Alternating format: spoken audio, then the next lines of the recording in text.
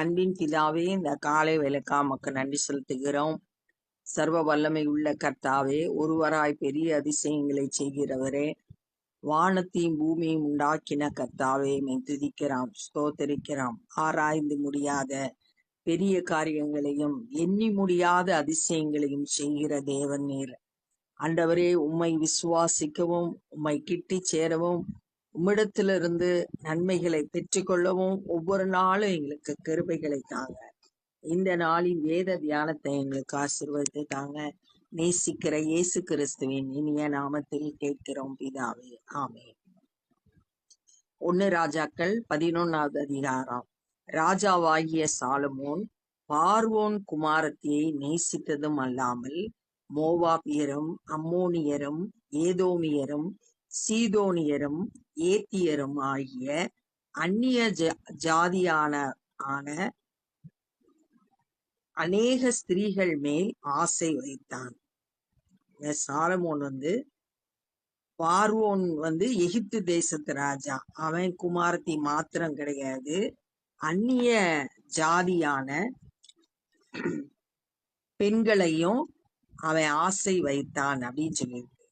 உபாகமம் 17வது அதிகாரம் 17வது வசனத்துல ராஜாக்களுக்கு ஆண்டவர் சொன்ன நியாய பிரமாணத்துல உன்னுடைய இருதயத்தை வழி விலக்கி செய்யக்கூடிய அநேக பெண்களை படைக்க வேண்டாம் அப்படின்னு சொல்லிட்டு சொல்லப்பட்டிருக்கு. அந்த எச்சரிக்கையின் சத்தத்துக்கு சாலமோன் செவி கொடுக்கல. அநேக பெண்களை அவன் திருமணம் செய்ததனால அவங்க அவனை வழி விலக செய்ய வச்சாங்க ஆண்டவரிடத்துல இருந்து. கர்த்தர் இஸ்ரவேல் புத்திரரை நோக்கி, நீங்கள் அவர்கள் அண்டைக்கும் அவர்கள் உங்கள் அண்டைக்கும் பிரவேசிக்கலாகாது. ஆண்டவர் அவங்க இஸ்ரவேல் மக்களோடு பேசினது, புறஜாதிகள் உங்களுக்குள்ள பிரவேசிக்க கூடாது, அவர்கள் நிச்சயமாய் தங்கள் தேவர்களை பின்பற்றும்படி உங்கள் இருதயத்தை சாய பண்ணுவார்கள். ஏன் அவங்களோட பிரவேசிக்க கூடாது அப்படின்னு, ஐக்கியப்படக்கூடாதுன்னா, அவங்க உங்களோட இருதயத்தை வழி விலக செய்வாங்க, அந்நிய தெய்வத்தை பின்பற்றும்படி செய்வாங்க என்று சொல்லி இருந்தார். புதிய ஏற்பாட்டுல கூட பவுல் 2 கொரிந்தியர் 6வது அதிகாரம் 14, 15 ஆகிய வசனங்கள்ல விசுவாசிக்கும் அவிசுவாசிக்கும் ஐக்கியம் ஏது அப்படின்னு சொல்லிட்டு கேட்டு அங்க சொல்லப்பட்டிருக்கிறது. நம்மளோட ஐக்கியம் கர்த்தருடைய பிள்ளைகளோடு இருக்கும்போது நம்மளோட விசுவாசம் நாளுக்கு நாள் வளர்கிறதா இருக்கும். அவிசுவாசிகளோடு ஐக்கியப்படும் போது அவங்க நம்மள கிறிஸ்துவின் அன்பை விட்டு வழி விலக்கி செய்ய வச்சிருவாங்க. அததான் இங்க பாக்குறோம். ரொம்ப கவனமா இருக்கணும். நம்மளுடைய ஐக்கியம் ஆண்டவரோட பிள்ளைகளோடு இருக்கணும். சாலமோன் அவர்கள் மேல் ஆசை வைத்து அவர்களோடு ஐக்கியமாயிருந்தான். புறஜாதி பெண்களோடு ஐக்கியமாயிருந்தான். இது அவனுடைய ஆவிக்குரிய வாழ்க்கைய சீரழித்ததை நம்ம பின்பகுதியில பார்க்கலாம். அவனுக்கு பிரபுக்கள் குலமான 700 மனையாட்டிகளும் 300 மறுமனையாட்டிகளும் இருந்தார்கள். அவனுடைய ஸ்திரீகள் அவன் இருதயத்தை வழுவி போக பண்ணினார்கள். கர்த்தரை விட்டு தூரம் போகிறதுக்கு காரணமா இருந்தாங்க இந்த பெண்கள் எல்லாம். அவங்கள திருப்திப்படுத்துறதுக்காக சாலமோன் கர்த்தரை விட்டு தூரமா போனான். சாலமோன் வயது சென்ற போது அவனுடைய மனைவிகள் அவன் இருதயத்தை அந்நிய தேவர்களை பின்பற்றும்படி சாய பண்ணினார்கள். வயதான காலத்துல பலனெல்லாம் இழந்த நாட்கள்ல, மற்றவர்களை டிபெண்ட் பண்ணி வாழக்கூடிய அந்த நாட்கள்ல அந்நிய தெய்வத்தை பின்பற்றும்படியா அவனோட மனைவிகள் செய்தார். அதனால் அவனுடைய இருதயம் அவன் தகப்பனாகிய தாவீதின் இருதயத்தை போல தன் தேவனாகிய கர்த்தரோடே உத்தமமாய் இருக்கவில்லை. தாவீது கர்த்தரை பின்பற்றுறதுல உத்தமமா இருந்தா கடைசி வரைக்கும் எதுனாலும் கர்த்தரிடத்துல கேட்டுதான் செயல்பட்டான். ஆனா சாலமோன் வழி விலகி போயிட்டான். சாலமோன் சீதோனியரின் தேவியாகிய அஸ்தரோத்தையும் அம்மோனியரின் அருவருப்பாகிய மில்கோமையும் பின்பற்றினான். சீதோமியரோட கடவுளான அஸ்தரோத்து, அம்மோனியர் தெய்வமா வழிபட்ட மில்கோம், அது அந்த அந்நிய கடவுளை வணங்க ஆரம்பிச்சான், பின்பற்றினான். சாலமோன் தன் தகப்பனாகிய தாவீதை போல கர்த்தரை பூரணமாய் பின்பற்றாமல் கர்த்தரின் பார்வைக்கு பொல்லாப்பானதை செய்தான். ஆண்டவருக்கு பிரியமில்லாத காரியத்தை சாலமோன் செய்தான். கர்த்தரை பின்பற்றதை விட்டுட்டு அந்நிய தெய்வங்களை பின்பற்றினான். சாலமோன் தாவீது ஆனா கர்த்தரை பூரணமாய் பின்பற்றினான்.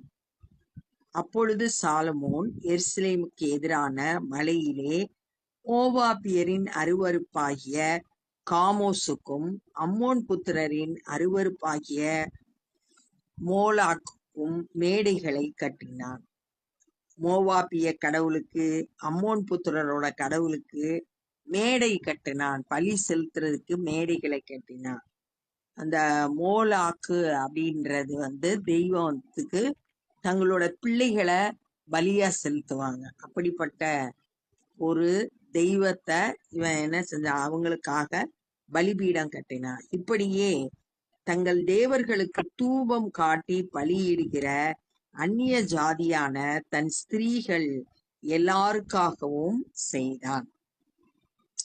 தன்னுடைய மனைவிமார்களை திருப்திப்படுத்துறதுக்காக அந்நிய தெய்வங்களை வழிபடுறதுக்கு மேடைகளை கட்டி பலி செலுத்துறதுக்கு ஏற்பாடு பண்ணினான். ஆகியால் இஸ்ரவேலின் தேவனாகிய கர்த்தர் சாலமோனுக்கு 2 வீசை தரிசனமாகி அந்நிய தேவர்களை பின்பற்ற வேண்டாம் என்று கட்டளை இட்டிருந்தும் அவன் கர்த்தரை விட்டு தன் இருதயத்தை திருப்பி, கர்த்தர் சாலமோனுக்கு 2 தடவை தரிசனமானார். 1 ராஜாக்கள் 3ஆவது அதிகாரம் 5வது வசனம். உனக்கு என்ன வேணும் தரிசனமாகி கேட்கிற. அப்பதான் அவன் எனக்கு ஞானத்தை கொடுங்க அப்படின்னு சொல்லிட்டு கேட்டான். அது முதல் முறை. 2வது முறை ஆண்டவர் தரிசனமானது 1 ராஜாக்கள் 9வது அதிகாரம் 2வது வசனம். அந்த 2 தரிசனம் ஆகும் போதும் சாலமோன்ட்ட, நீ உத்தமமா என்னை பின்பற்றினா உன்னுடைய ராஜ்யம் நிலைத்திருக்கும், என்னை விட்டு அந்நிய தெய்வர்களை பின்பற்றினீங்கன்னா நான் உங்களோட ராஜ்யம் நிலை நிற்காது அப்படின்னு சொல்லிட்டு எச்சரிக்கை ஆண்டவர் அந்நிய தேவர்களை பின்பற்ற வேண்டாம் என்று கட்டளையிட்டிருந்தார். ஆனா அவன் கர்த்தரை விட்டு தன் இருதயத்தை திருப்பி, இருதயம் கர்த்தரை பின்பற்றதை விட்டு திரும்பி அந்நிய தெய்வங்களை வழிபட்டது. அவர் கற்பித்ததை கை கொள்ளாமல் போனதினால் கர்த்தர் அவன் மேல் கோபமானார். உண்மையா ஆண்டவரை நேசித்தோம்னா அவருடைய வார்த்தைக்கு நம்ம கீழ்ப்படிவோம். முழு இருதயத்தோடும் கர்த்தரிடத்துல அன்பு செலுத்தணும். அப்ப அவருடைய வார்த்தைக்கு நம்ம கீழ்ப்படிவோம். ஆனா இங்க அவர் கற்பித்ததை கை கொள்ளாததுனால கர்த்தருடைய கோபம் சாலமோன் மேல வந்தது. ஆனா குழந்தையா இருந்தப்ப சாலமோன் மேல கர்த்தர் பிரியமாய் இருந்தார் அப்படின்னு சொல்லிட்டு சாலமோனை குறிச்சு அவன் பிறந்த நேரத்துல கர்த்தர் பேசின வார்த்தைகள், சாலமோன் மேல் கர்த்தர் பிரியமா இருந்தார். ஆனா இங்க அவன் வழி விலகி போன பிறகு கர்த்தர் அவன் மேல் கோபமானார். ஆகையால் கர்த்தர் சாலமோனை நோக்கி, நான் உனக்கு கட்டளையிட்ட என் உடன்படிக்கையையும் என் கட்டளைகளையும் நீ கை கொள்ளாமல் போய் இந்த காரியத்தை செய்தபடியால் ராஜபாரத்தை உன்னிடத்திலிருந்து பிடுங்கி அதை உன் ஊழியக்காரனுக்கு கொடுத்தேன். ஆண்டவர் தெளிவா பேசுறாரு. நீ என்னோட வார்த்தைக்கு கீழ்ப்படியல, அதனால ராஜபாரத்தை உன்னிடத்திலிருந்து பிடுங்கி உன்னோட ஊழியக்காரனுக்கு அதை நான் கொடுக்க போறேன் அப்படின்னு சொல்லிட்டு ஆண்டவர் பேசுறான். ஆகிலும் உன் தகப்பனாகிய தாவீதின் நிமித்தம் நான் அதை உன் நாட்களில் செய்வதில்லை. ஏன்னா தாவீது உத்தமமா கர்த்தரை பின்பற்றினா, தாவீதுக்கு ஆண்டவர் வாக்கு கொடுத்திருந்தாரு, உன்னுடைய சந்ததி ஆஹ் ராஜ பாரம் நிலைத்திருக்கும் அப்படின்னு சொல்லிட்டு சங்கீதம் 89:29 கூட அந்த வார்த்தைகள் சொல்லப்பட்டிருக்கு. உன்னுடைய சந்ததி ராஜ்யம் நிலைத்திருக்கும் அப்படின்னு ஆண்டவர் வாக்கு கொடுத்திருக்காரு.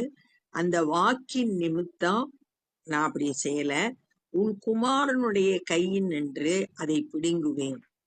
உன் காலத்துல அது நடக்காது, உன் பிள்ளைகள் காலத்துல நடக்கும். ஆனாலும் ராஜ்யம் முழுவதையும் நான் பிடுங்காமல் என் தாசனாகிய தாவீது நிமித்தம், நான் தெரிந்து கொண்ட எருசலேமின் நிமித்தம். 2 காரியம் இங்க சொல்லப்பட்டிருக்கு.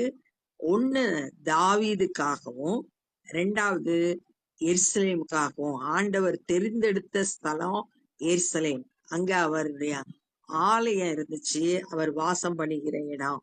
நான் தெரிந்து கொண்ட எருசலேம் நிமித்தம் ஒரு கோத்திரத்தை நான் உன் குமாரனுக்கு கொடுப்பேன். 12 கோத்திரத்துல ஒரு கோத்திரத்தை மட்டும், யூதா கோத்திரத்துக்கு மட்டும் உன்னுடைய பிள்ளைகள் ஆளுகை செய்வாங்க. கர்த்தர் ஏதோமியன் ஆகிய ஆதாத் என்னும் ஒரு விரோதியை சாலமோனுக்கு எழுப்பினார். சாலமோன் கர்த்தருக்கு பிரியமா இருந்த வரைக்கும் நல்ல இளைப்பாறுதலை கட்டளையிட்டு இருந்தாரு. கர்த்தர் அமைதியா இருந்தது. ஆனா இப்ப அவன் கர்த்தருக்கு விரோதமா பாவம் செய்ததுனால ஒரு விரோதியை கர்த்தர் எழுப்பினார். சாலமோனுக்கு எதிராக செயல்படக்கூடிய, அவனுடைய சமாதானத்தை இழக்க செய்யும்படியா ஒரு எதிரியை எழுப்பினார். இவன் ஏதோமில் இருந்த ராஜ குலமானவன், ராஜாவோட சந்ததியானவன். ஏதோமியர் ஏசாவோட சந்ததி தான் ஏதோமியர். அவங்கள ராஜ குலத்துல பிறந்த ஒருத்தன் சாலமோனுக்கு எதிராக செயல்படும்படியா எழும்பினான். கர்த்தர் ஒரு விரோதியை எழுப்பினார் அப்படின்னு சொல்லிட்டு சொல்லப்பட்டிருக்கு. அப்ப இந்த நாள்ல என்ன நம்ம கற்றுக்கொண்டோம்னா, சாலமோன் அநேக பெண்களை திருமணம் செய்தான். அவங்க கர்த்தரை விட்டு அந்நிய தெய்வங்களை பின்பற்றும்படியா அவனோட இருதயத்தை வழி விலகி போக செய்தாங்க. முதிர் வயதுல சாலமோன் அந்நிய தெய்வங்களை பின்பற்றினா. தாவீத போல உத்தமமா கர்த்தரை பின்பற்றல. அது மாத்திரம் இல்ல, சாலமோன் அந்நிய தெய்வங்களுக்கு மேடைகளை கட்டினான். பூரணமா கர்த்தரை பின்பற்றல, கர்த்தரோட பார்வைக்கு பொல்லாப்பானதை செய்தான் அப்படின்னு பார்த்தோம். ஆண்டவர் சாலமோனுக்கு 2 தடவை தரிசனமாகி எச்சரிக்கை கொடுத்திருந்தாரு. ஆனாலும் அவன் அத கர்த்தருடைய வார்த்தைக்கு கீழ்ப்படியாம இந்த மாதிரி செயல்பட்டதுனால கர்த்தர் அவன் மேல கோபமானார். ஆண்டவர் அவன் கூட பேசுறாரு, நீ என்னோட வார்த்தைக்கு கீழ்ப்படியாதனால ராஜபாரத்தை உன்னிடத்துல இருந்து புடுங்கி உன்னுடைய ஊழியக்காரனுக்கு கொடுக்க போறேன். ஆனா தாவீது நிமித்தமோ எருசலேம் நிமித்தமோ ஒரு கோத்திரத்தை மாத்திரம் உன்னுடைய குமாரனுக்கு கொடுப்பேன் அப்படின்னு சொல்லிட்டு கர்த்தர் ஒரு எதிரியை எழுப்ப பண்ணினார். சாலமோனுக்கு எதிராக செயல்படக்கூடிய ஆதாத் என்னும் ஒரு எதிரியை எழும்ப பண்ணினார் அப்படின்னு சொல்லிட்டு இந்த நாள்ல நம்ம தியானிச்சோம். இப்ப நம்ம ஜெபம் பண்ண போறோம். அன்பின் பிதாவே, இந்த நாள்ல நாங்க கற்றுக்கொண்ட வேத பகுதிக்காய் நன்றி செலுத்துகிறோம். சாலமோனுடைய இருதயம் ஆண்டவரே உம்மை விட்டு திரும்பி ஆண்டவரே அந்நிய தெய்வங்களை வழிபட்டு உம்மை கோபப்படுத்தினத இந்த நாள்ல நாங்க தியானித்தோம். ஆண்டவரே, நாங்களும் கூட எங்களுடைய ஆவிக்குரிய வாழ்க்கையில எச்சரிக்கை உள்ளவர்களாய் விழிப்புள்ளவர்களாய் காணப்பட கிருபை செய்யுங்க.